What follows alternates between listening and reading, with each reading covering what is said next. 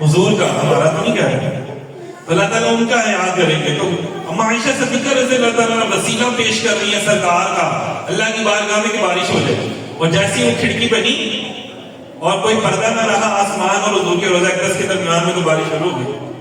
تو کیا پیش کیا اما عائشہ صدیقہ رضی اللہ تعالیٰ نے؟ سرکار کا وسیلہ.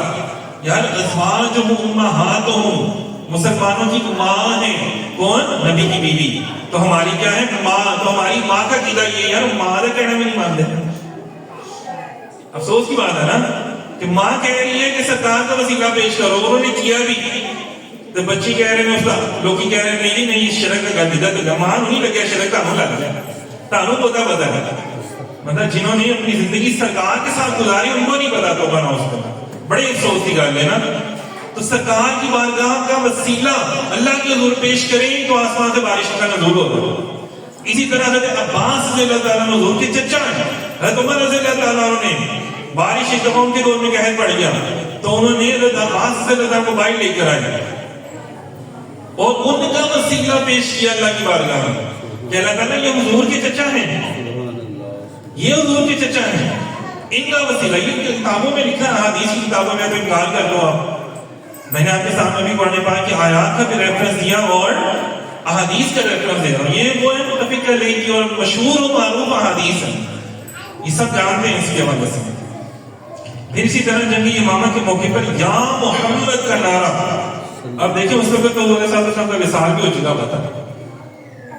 جب مسلمہ کے ذات سے جنگ ہوئی، حضرت ابوبکر صدیق رضی اللہ عنہ کا دور اقدس تھا.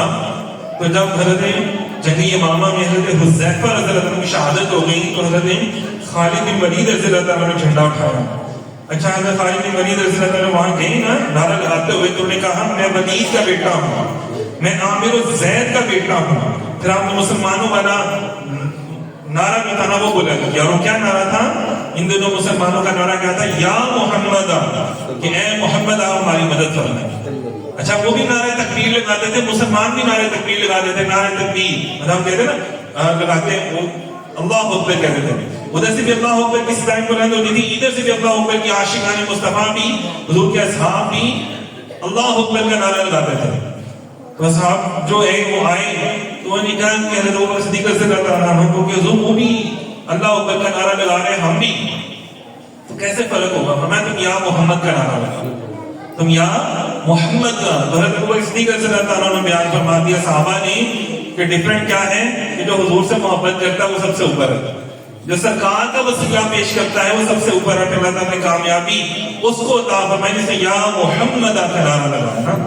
یا اب دیکھیں وہ اللہ اکبر کا وہ بھی نعرہ لگا رہے تھے لیکن وہ حضور کو نبی نہیں مانتے تھے. تو فرمایا نبی کی محبت ہی عین ایمان ہے. حضور پر جو ہے نا حضور کی محبت ہی عین ایمان. اگر آپ حضور سے محبت نہیں کرتے اللہ بھی نہیں مانتا. لگے تجھے ساڑھے جو نہیں ہے نکلو تم ہو ہی نہیں مارے. یہاں پہ پھر اسی طرح اللہ کے بے شمار آیات ہیں، احادیث ہیں جس میں بیان کیا گیا اور حضور صلی اللہ علیہ وسلم کی شفاعت کے حوالے سے جو میں نے اپنی بات کی کہ تمام انبیاء بھی حضور کی شفاعت کے منتظر ہوں گے. کب؟ قیامت والے دن. اب یہ بھی غیر کی خبر ہے جو حضور نے عطا فرمائی. ابھی ہونا ہے، وہ وقت آنا ہے، ابھی پتہ نہیں کتنے سالوں بعد آنا ہے لیکن آنا ہے. حضور نے فرمایا تو آنا ہے، اندازہ کریں. اور وقت بھی ہونا ہے. یہاں پہ حضور کی شفاعت کی بھی بات دلیل آ جاتی ہے، حضور کے علم غیب کی بھی دلیل آ جاتی ہے اور حضور کے وسیلے کی بھی دلیل آ جاتی ہے. اور وہ جو اکثر ہم یہاں پہ پڑھاتے بھی ہیں پڑھتے بھی ہیں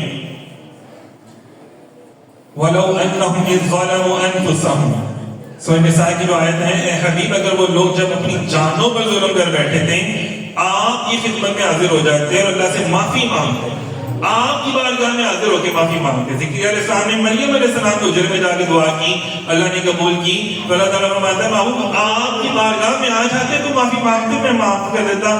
لیکن وہ بھی تب اگر آپ ان کے لیے بخشش کی دعا کرتے.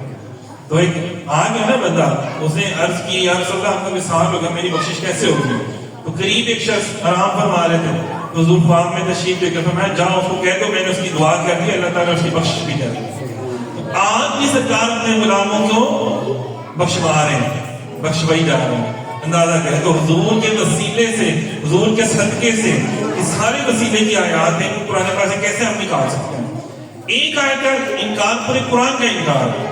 اسی طرح انشاءاللہ آگے بھی ہم اس کو بیان کریں گے اور بھی انشاءاللہ تعالیٰ. تو یہ وسیلہ اللہ کی راہ میں نیک عمل کو پیش کرنا وسیلہ بنا کے, نیک جگہ کو وسیلہ بنا کے پیش کرنا, اور اللہ والوں سے دعا ان کی دعا کا وسیلہ بنا کے پیش کرنا, یہ سب قرآن پاک سے میں نے آپ کے سامنے پیش کر دیا.